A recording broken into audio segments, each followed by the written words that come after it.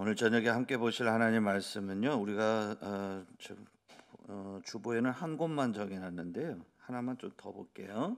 먼저 신명기 34장 9절 말씀. 신명기 34장 9절 말씀. 같이 우리 한번 한 절인데요. 딱 한 절인데 같이 우리 한번 함께 한 목소리로 같이 함께 읽어보도록 하겠습니다. 34장 9절 함께 읽겠습니다. 시작. 모세가 눈의 아들 여호수아에게 안수하였으므로 그에게 지혜의 영이 충만하니 이스라엘 자손이 여호와께서 모세에게 명령하신 대로 모세의 말을 순종하였더라. 아멘. 하나만 더 보겠습니다. 그 옆에 보시면 여호수아서 1장 7절 8절 우리 한번 좀 보실까요? 여호수아서 1장 7절 8절 같이 또 한번 함께 7절 8절 두 절을 같이 우리 한번 천천히 저를 따라서 같이 함께 한 목소리 읽어보겠습니다. 시작.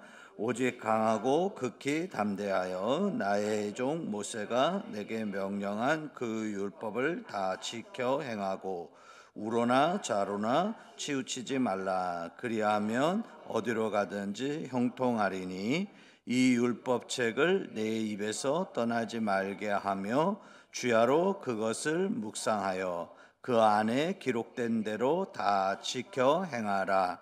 그리하면 내 길이 평탄하게 될 것이며 내가 형통하리라. 아멘. 오늘은 여러분들하고 같이 여기 같이 이렇게 함께 우리가 합독한 말씀을 가지고요.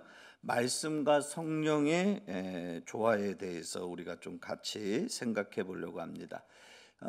우리가 이렇게 교회들마다 각기 이렇게 특징이 있어요.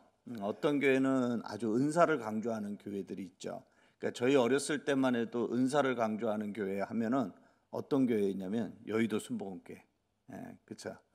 그래서 뭐 거기는 방언을 못하면 예수를 안 믿는 사람으로 뭐 그렇게까지, 저 어렸을 때는 그런 설교를 많이 들었어요. 그래서 예수를 믿는데 방언을 못 받았다? 그러면 그 사람은 예수를 믿는 게 아니다. 그 정도 말까지 했었어요.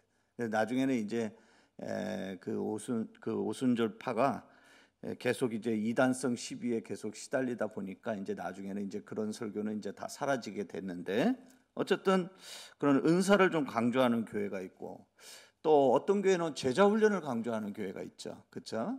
또 어떤 교회는 성령의 역사를 강조하는 교회들이 있습니다. 그렇죠? 근데 우리가 교회 또 성도들은 어떤 신앙생활을 하는 것이 가장 건강하고 균형 잡힌 신앙생활인가에 대해서 오늘 우리가 좀 생각해 보려고 하는데, 우리 신앙생활은 결론서부터 얘기하면 처음부터 끝까지 우리는 뭐냐면요, 말씀과 성령의 역사가 조화롭게 이렇게 역사하는 그런 믿음 생활을 해야 됩니다. 이게 올바른 신앙생활이라고 말할 수 있는데요, 우리가 그렇게 하지 않으면 우리는 어떻게 되냐면 우리 신앙이 한쪽으로 치우쳐 버리게 됩니다. 그러니까 너무 지나치게 말씀이 중요하다고 해서 말씀 중심으로만 가다가 보면 우리가 자칫 나도 모르는 사이에 어떤 사조에 빠지기가 쉽냐면 지성주의에 빠지기가 쉽습니다. 그래서 영은 메마르고 하나님의 말씀에 대한 지식은 풍요로운데, 그런데 그 신앙생활이 역동력 있는 신앙생활을 우리가 할 수 없게 됩니다. 또 반대로 하나님의 말씀은 중요시 여기지 않고 성령의 역사만 중요하게 여겨서 성령 중심, 성령의 사역의 그런 중심의 신앙생활을 하게 되면 건강하지 못한 은사주의로 빠지게 됩니다. 그래서 말씀이 뒷받침이 되질 못하면 우리가 어떻게 되냐면 그 신앙은 쉽게 어떻게 되면 탈진하는 신앙이 돼버리고 말고, 그리고 병드는 신앙이 되고 맙니다. 그래서 항상 우리 신앙은 뭐와 뭐가 조화를 이루어야 되냐면 말씀과 성령이 조화를 이루는 신앙생활을 해야 되는, 이것이 건강한 성도들의 신앙생활의 비결이라는 것을 우리가 항상 기억하셔야 돼요. 그래서 내가 말씀을 1시간 읽었으면 우리가 하나님 앞에 기도하는 시간을 몇 시간 잡아야 될까요? 1시간을 잡는 거예요. 내가 말씀을 30분을 읽었으면 그냥 그걸로 끝나는 게 아니고 우리가 그 말씀을 읽은 말씀을 가지고 우리는 또 어떻게 하냐면 30분 이상 우리는 또 그 말씀을 붙들고 기도해야 된다는 거예요. 그런데 우리들이 그렇게 신앙생활하는 사람이 그렇게 많지 않다는 거예요. 그렇죠? 그래서 우리 교회도 건강한 교회가 되려고 하려면 어떻게 되냐면 이 말씀과 어떤 성령의 역사하심, 성령의 사역 이런 것들이 같이 균형이 잡혀져 있을 때 그때 교회가 건강한 교회라 그렇게 우리가 말할 수 있는데요. 오늘 우리가 성경에 보면 이런 것들을 가만 이렇게 살펴보면 제가 지금 말씀드린 이 말씀과 성령이 조화롭게 이렇게 움직이고 있는 것을 이 성경에서 우리가 여러 곳에서 우리가 볼 수 있어요. 오늘 우리가 먼저 좀 생각해 볼 사람이 누구냐면 여호수아예요. 여러분 오늘 보세요. 여호수아는 여러분이 잘 알고 있는 대로 모세의 뒤를 이어서 지도자가 됐죠.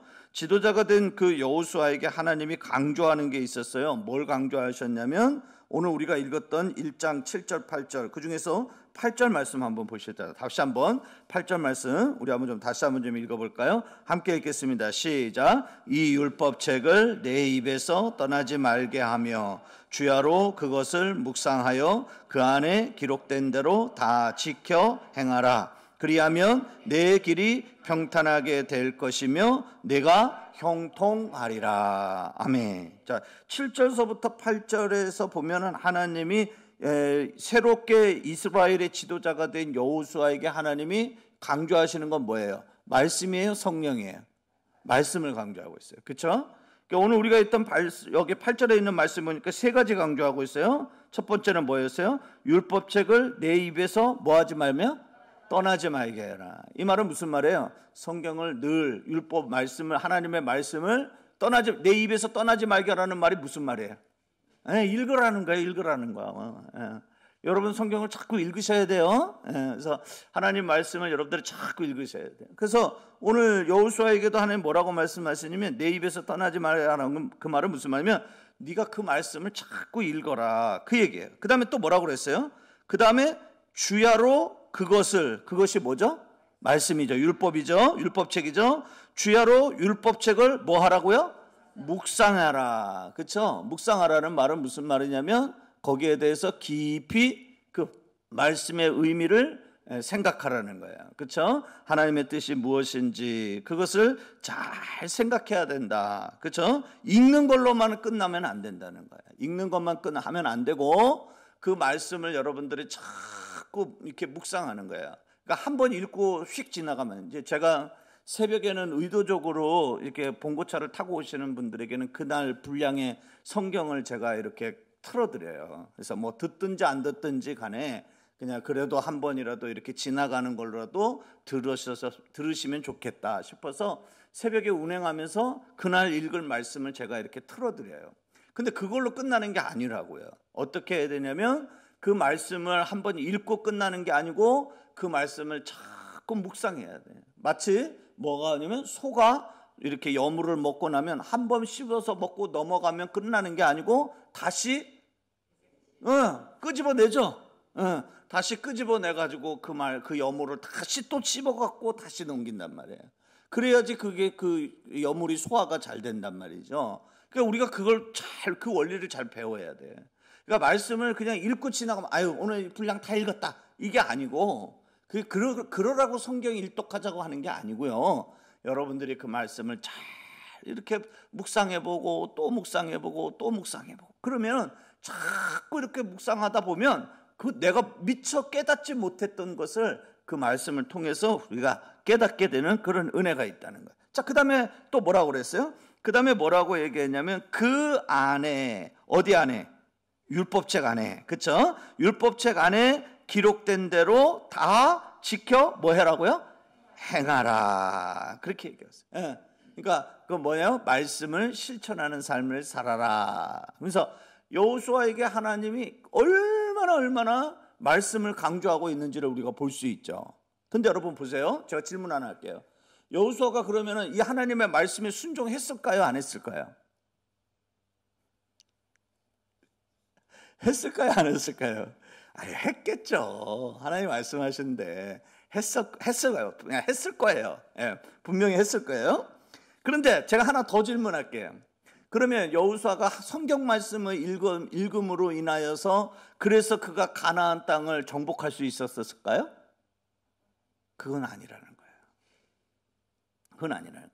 오늘 물론 하나님께서 오늘 뭐라고 말씀하시냐면 그렇게 네가 행하면은 율법책을 네가 네 입에서 읽고 묵상하고 그것을 지켜서 행하면 그러면 8절 끄트머리 가보니까 뭐라고 그러냐면 내 길이 평탄하게 될 것이며 네가 형통하리라 그렇게 얘기하고 7절 끝에도 가면 어디로 가든지 형통하리라 그렇게 얘기를 하셨지만은 그러나 그렇다고 해서 네가 그거 읽는다고 해서 네가 가나안 땅을 정복하는 건 아니라는 거예요. 왜 그러냐면 성경을 읽었다고 해서 그걸로 인하여서 그가 가나안 땅을 정복하는 사람이 되는 게 아니고, 여러분 왜 그러냐면 지금 여호수아가 읽었던 이 성경책은 어떤 성경책을 얘기하냐면 모세가 쓴 성경책을 얘기하는 거예요.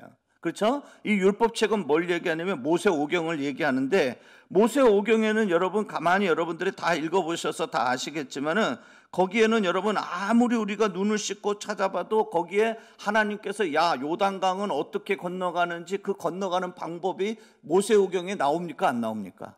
안 나와요.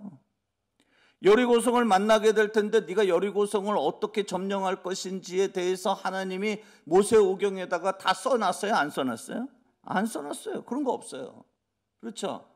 그럼 여호수아가 어떻게 했어요? 그 요단강을 건너갈 때 그가 건너갈 때 그 지혜를 어디서 얻었어요? 하나님으로부터 얻었어요. 하나님의 영에 감동이 돼서 하나님이 말씀해 주심으로 인하여. 그러니까 다시 말해서 그건 뭐냐면 하나님의 영의 역사예요. 그러니까 말씀을 우리가 읽고 그 다음에 또 우리가 뭐냐면 성령께서 우리에게 말씀하시는 그 말씀에 대해서 민감해져 가지고 그 영의 이끄심에 순종하면서 나아갈 때에 그때 여리고성을 무너뜨릴 수 있었고 요단강을 건너갈 수 있었던 거죠. 그렇죠?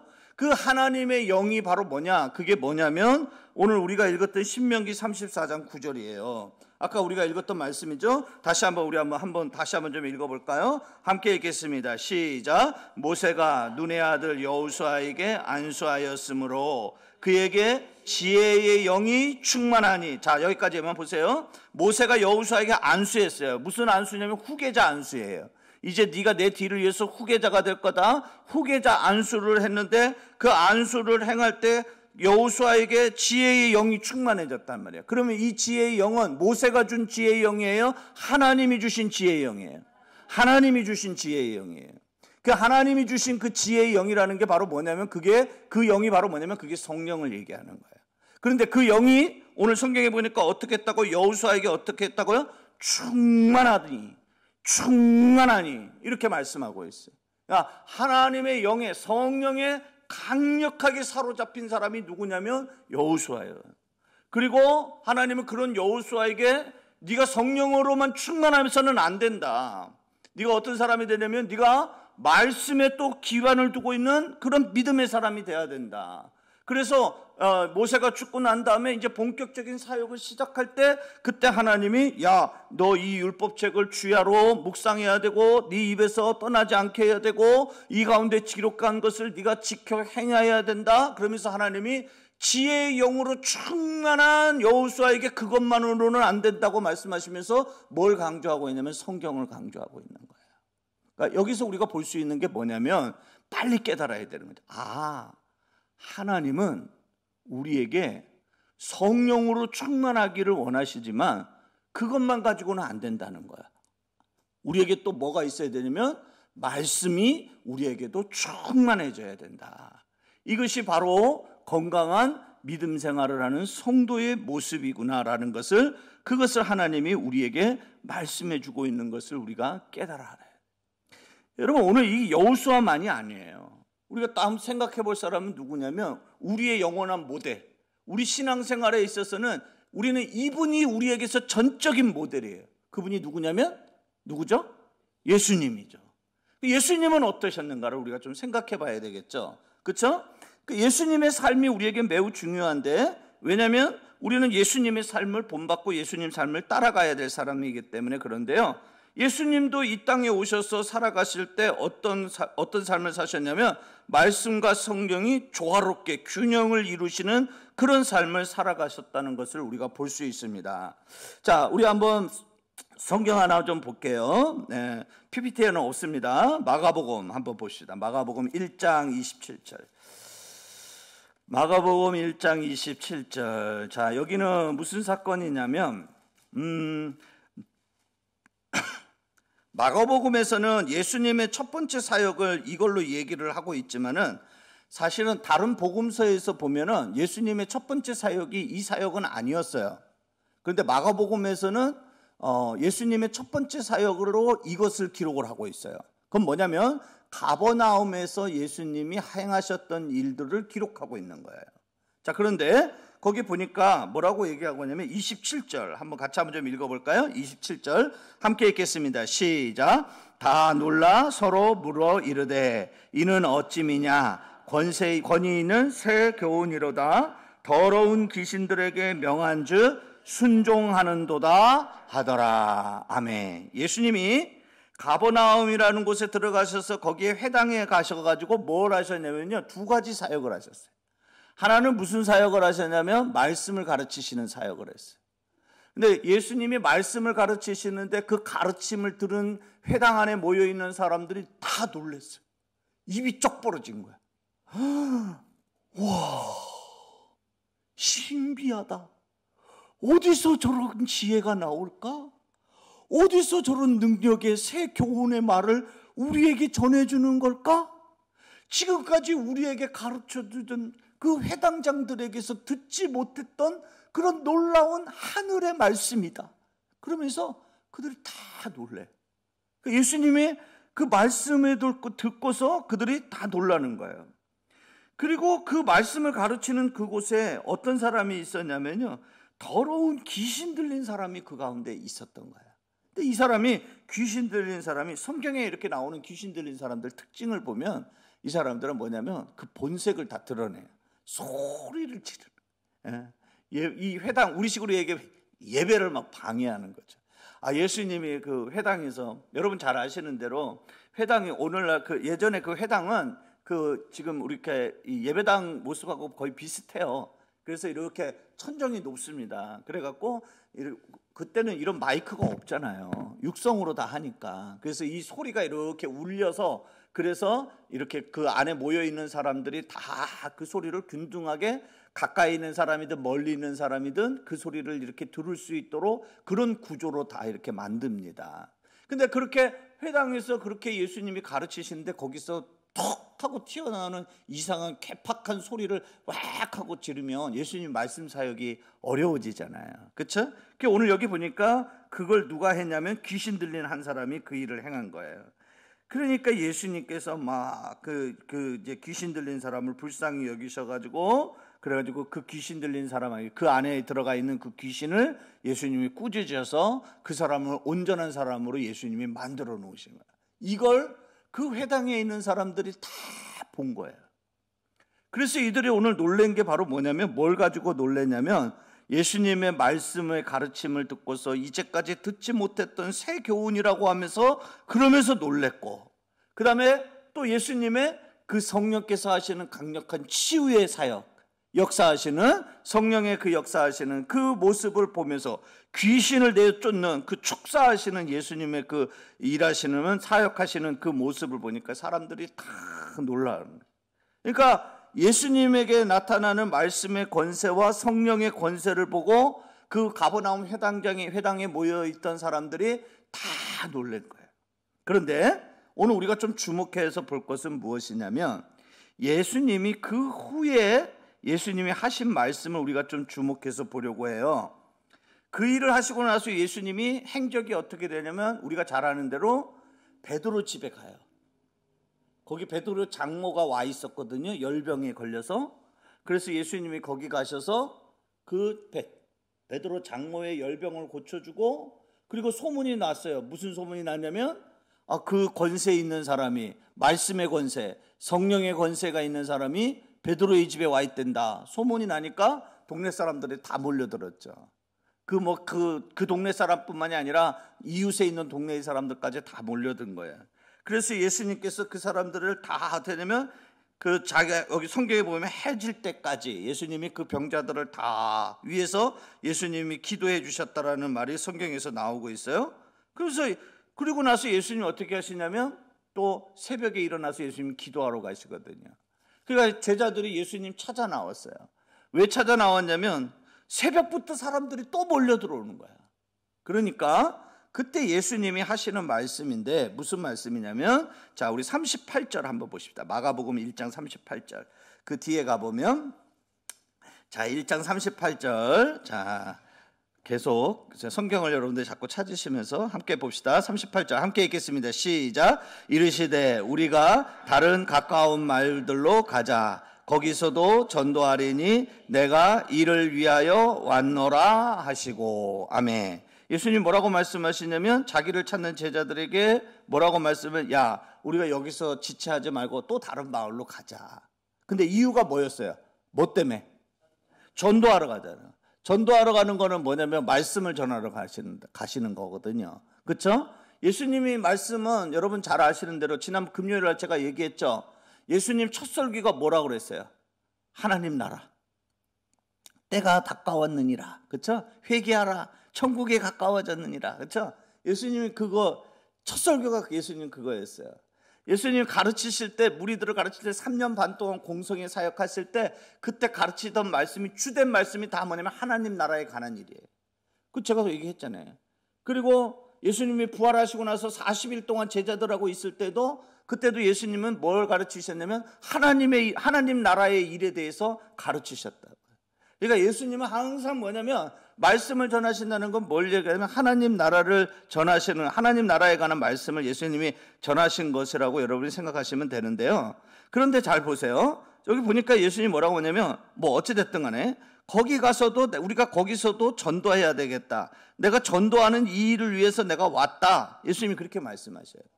그런데 보세요. 39절에 가보니까 39절 그 밑에 39절, 자, 또 한번 읽어볼까요? 함께 읽겠습니다. 시작.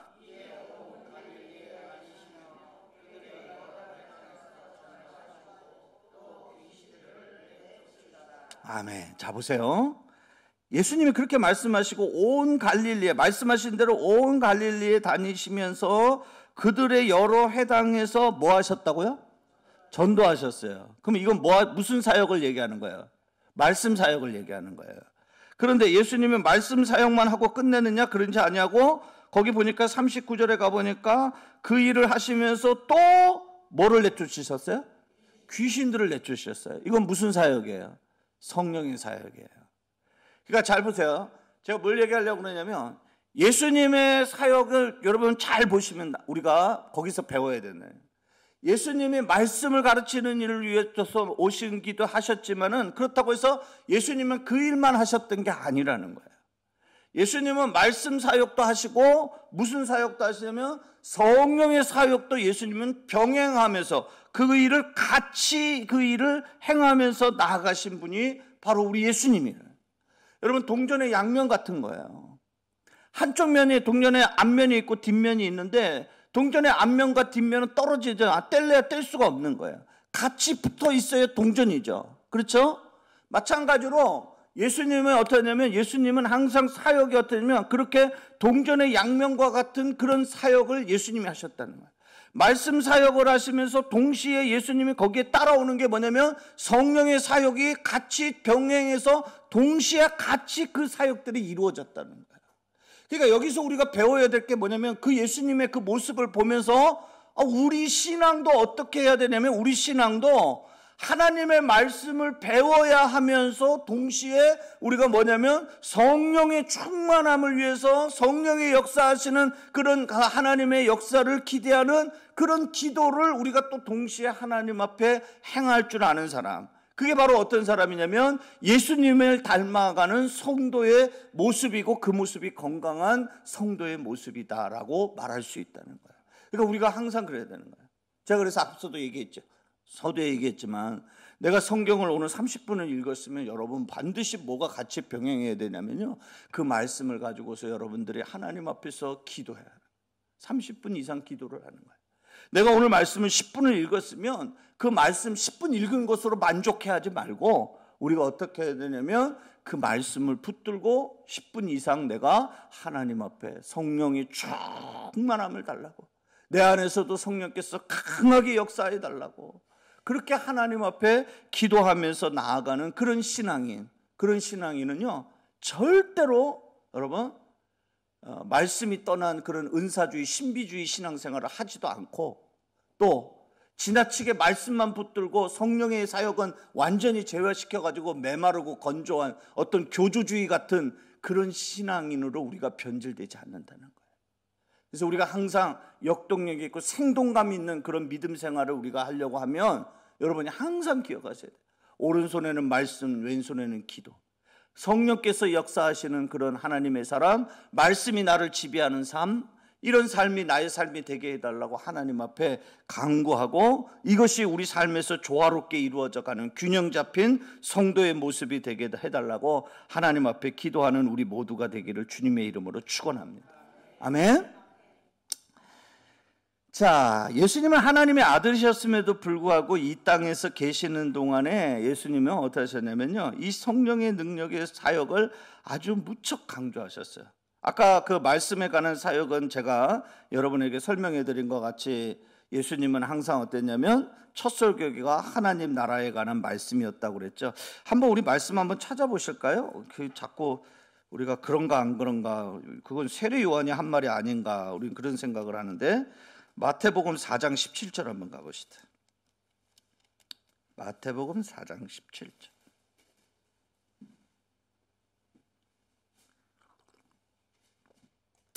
마태복음 4장 17절. 그 앞에는 예수님이 뭘 하셨냐면요, 세례를 받으시고 그 다음에 금식하시고 그 다음에 광야에 나가서 예수님이 뭐냐면 시험을 받으셨어요. 그리고 나서 이제 예수님이 비로소 이제 천국을 다녀서 이제 하나님 사역을 이제 시작을 하는데, 예수님의 첫 사역이 뭐였느냐? 그것이 무엇이었냐? 자, 4장 17절 말씀. 자, 함께 한번 좀 읽어봅시다. 시작.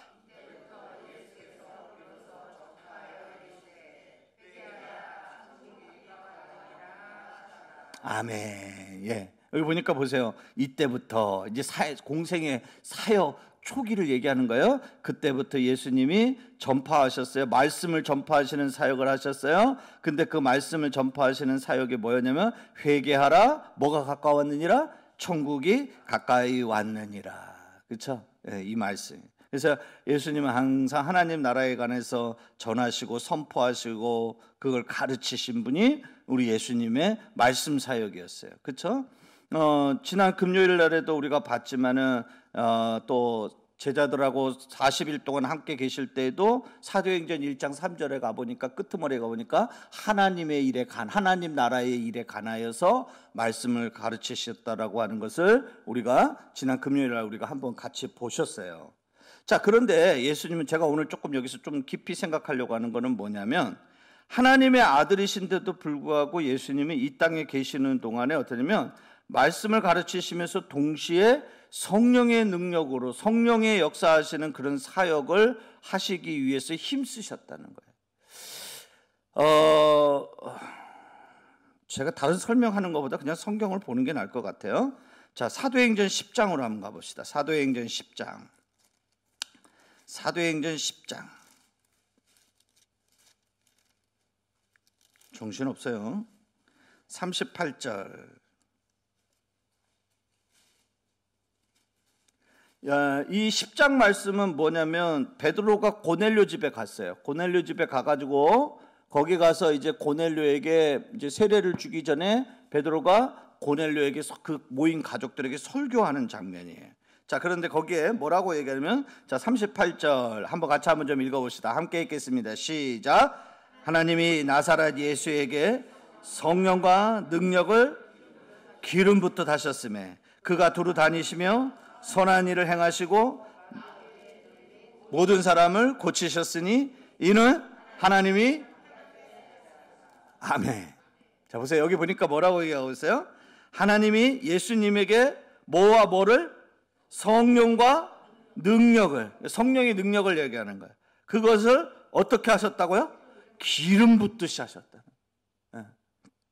기름 붓듯이 그 예수님에게 하나님께서 부어주셨다는 거예요.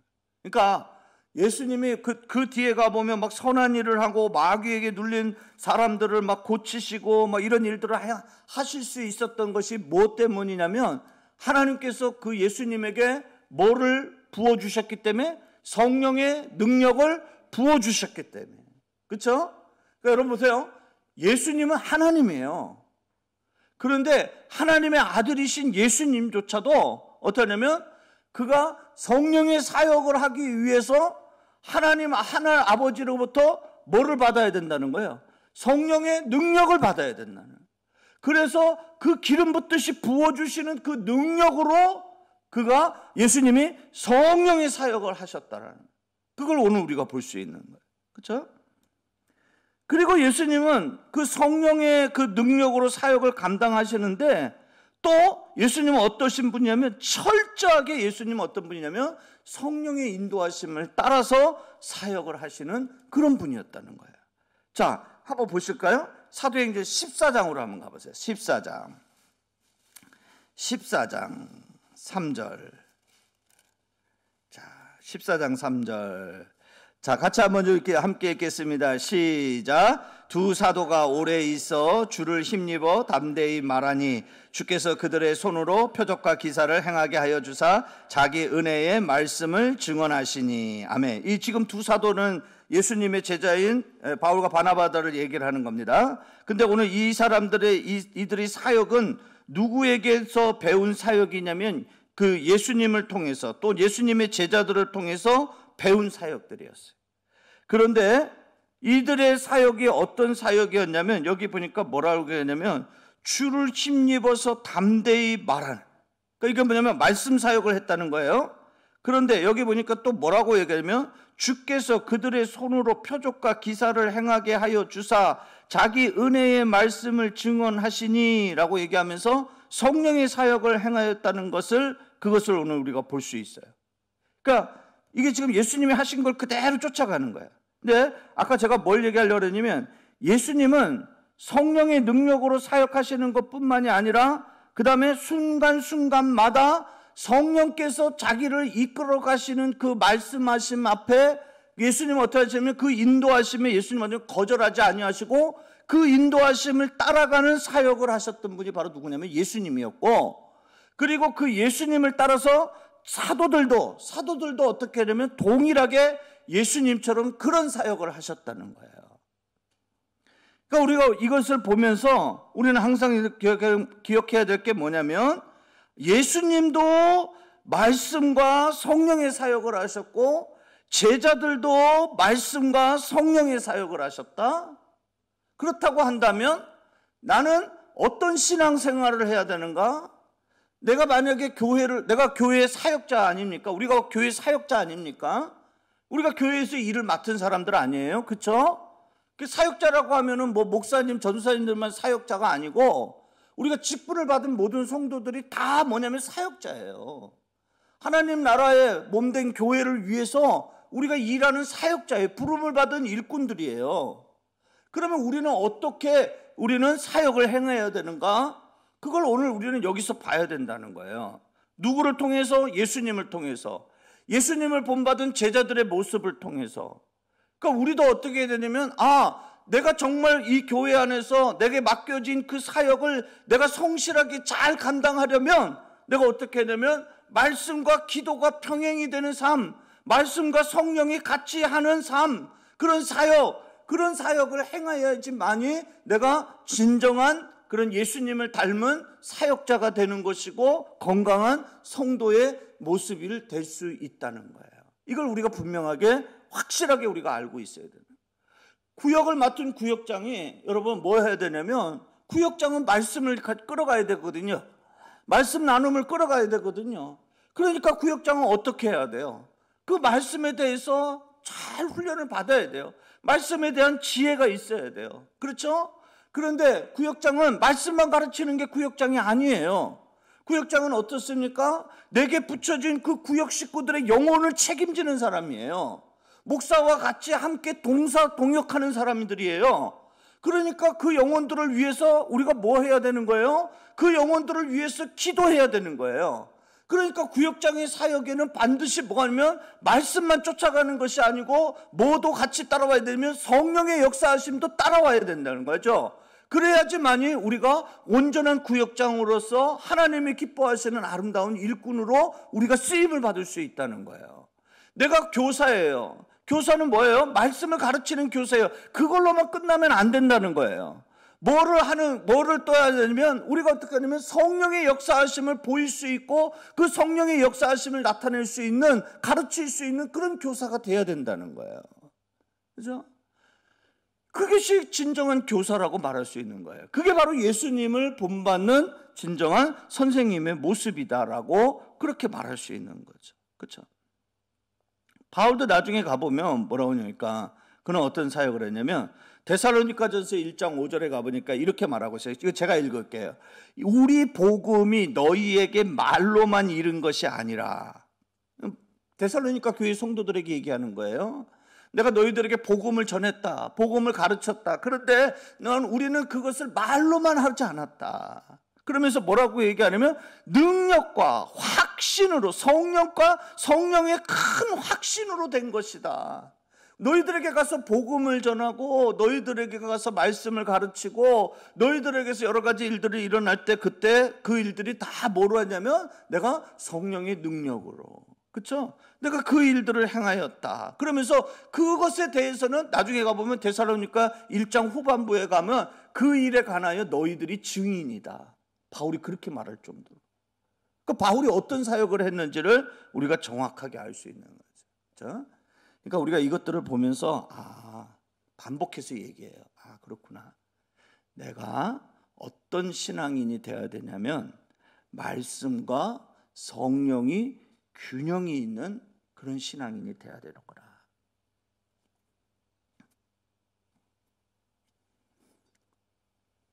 교회가 만약에 이런 교회라면 여러분은 어떻겠어요? 말씀도 없고 성령도 없는 교회. 목사님 그런 교회가 어디 있어요? 있어요. 그런 교회를 뭐라고 얘기하면 사두개인 교회라고 그래요.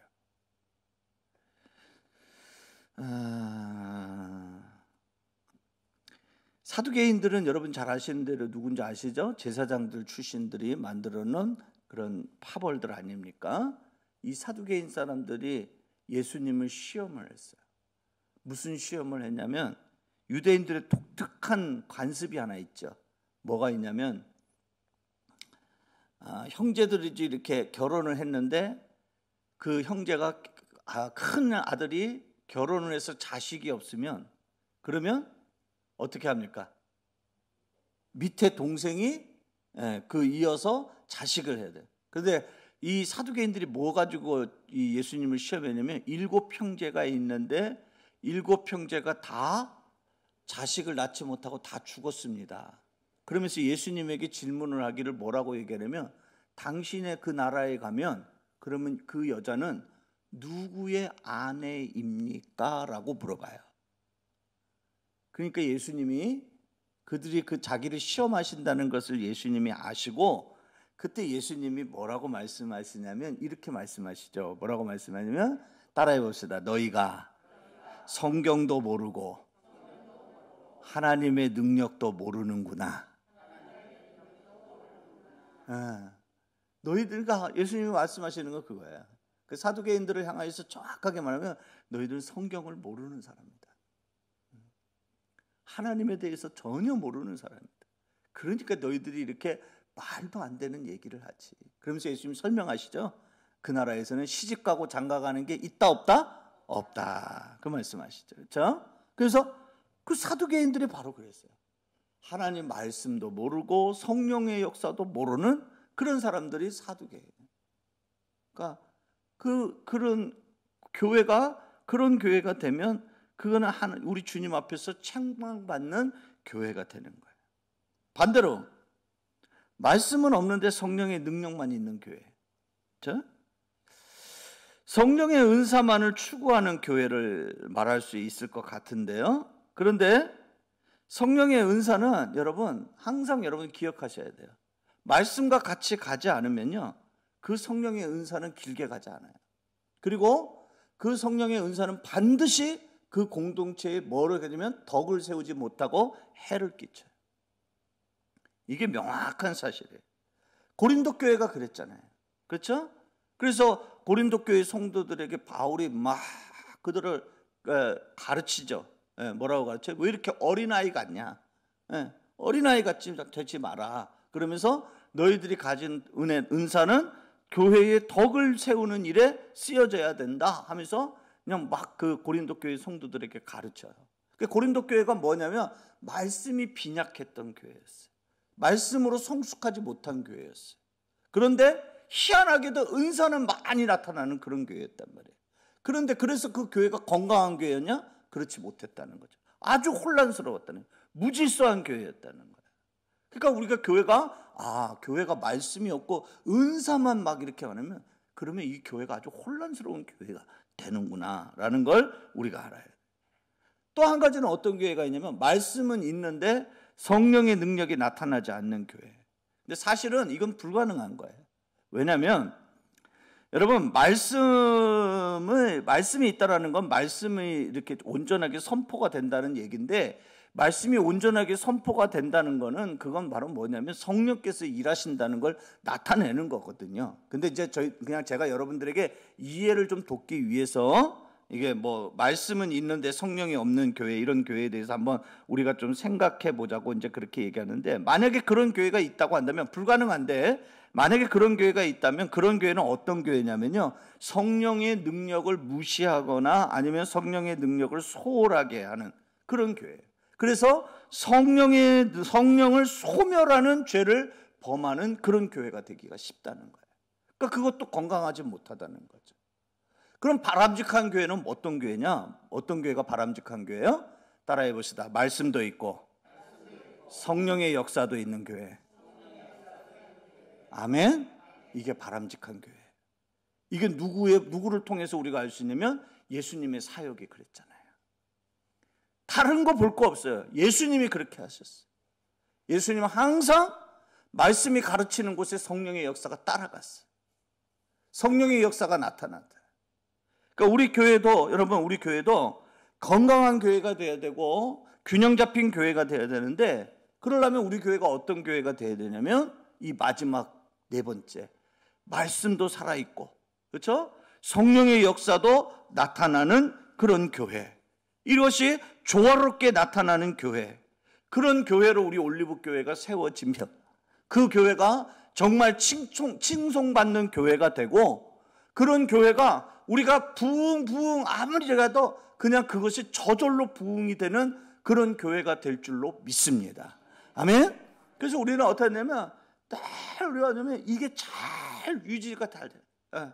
그래서 말씀도 아주 그냥 뜨겁게 사모해야 되고, 또 주의 종들도 말씀을 전할 때 뜨겁게 전해야 되고, 그 다음에 또 그 전한 말씀을 가지고 우리가 어떻게 하냐면 뜨겁게 기도해야 되고, 구역에서도 여러분들이 주일 말씀을 가지고 여러분들이 구역에서 나눔을 하는데 그냥 형식적으로 하지 말고 구역 안에서 그 말씀을 붙들고, 나눔 말씀을 붙들고 거기서 또 뜨겁게 기도하고, 금요일날 또 와가지고 또 말씀 뜨겁게 기도하고, 그러면 우리 교회 안에 성령께서 강권적으로 역사하시는 그런 능력과 그런 하나님의 놀라운 역사가 우리 교회에도 나타나게 될 줄로 믿습니다.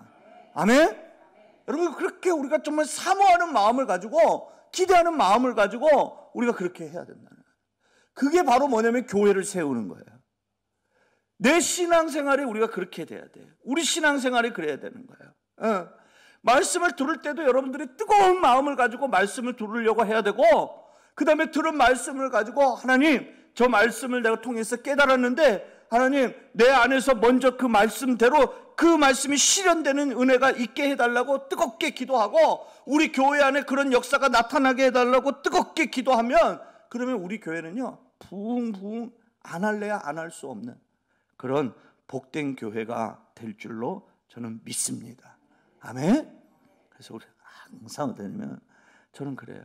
우리 올리브교회가 하나님의 은혜와 하나님의 생명, 또 성령의 역사하심, 또 하나님의 축복이 그렇게 넘쳐나는 그런 복된 교회가 되기를 간절하게 소원합니다. 아멘. 정말 간절하게 소원해요. 우리가 그런 교회 되기 위해서 우리가 힘써 기도하며 나아가는 우리 모두가 되기를 주님의 이름으로 다시 한번 축원합니다.